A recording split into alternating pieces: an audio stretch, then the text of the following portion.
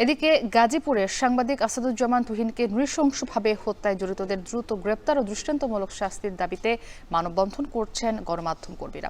এ নিয়ে আরো জানাতে ময়মনসিংহ প্রেস ক্লাব থেকে যুক্ত হয়েছেন ইমতিয়াজ আহমেদ। ইমতিয়াজ, জানাবেন সেখানে মানববন্ধনে সাংবাদিকরা কি দাবি জানাচ্ছেন?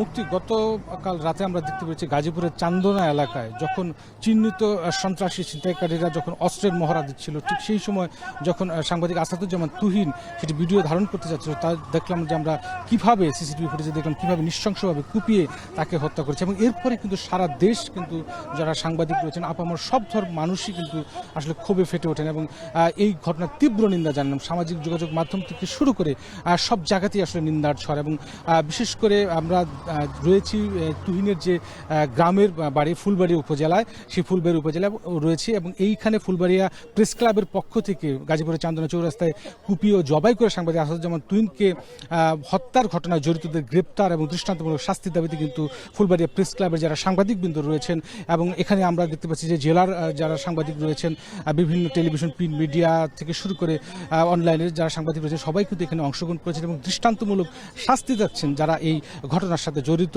এবং আমরা জানতে পেরেছি যে এখন আসলে যেহেতু ফুলবাড়ি এই ঘটনাটি ঘটেছে ফুলবাড়িয়ার পূর্ব ভাটিপাড়ায় তার আসলে বাড়ি, 5 ভাই 2 বোনের মধ্যে সবচেয়ে কনিষ্ঠ সন্তান ছিলেন তুহিন এবং তিনি 4-5 বছর ধরে 2005 সালে আসলে গাজীপুরে যান এবং অনেকদিন ধরে একটি প্রতিদিন কাগজ নামে একটি পত্রিকায় তিনি স্টাফ রিপোর্টার হিসেবে তিনি কর্মরত ছিলেন এবং বিভিন্ন সময় তার ফেসবুক থেকে আমরা যেটা জানতে পেরেছি বিভিন্ন রাস্তাঘাটের দুর্ভোগ বা যে সামাজিক দুর্ভোগগুলো নিয়ে প্রায় সময় কথা বলতে সোচ্চার ছিলেন।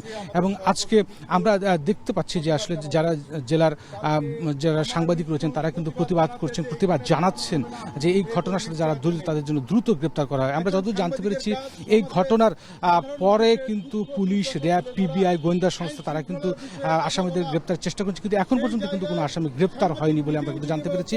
আমরা জানতে পেরেছি গাজীপুর ঈদগাহ মাঠে বাদ জুমা জানাজা হবে তুহিনের এবং এর পরবর্তীতে আসলে বাদ আসর ময়মনসিংহ ফুলবাড়িয়ার এই পূর্ব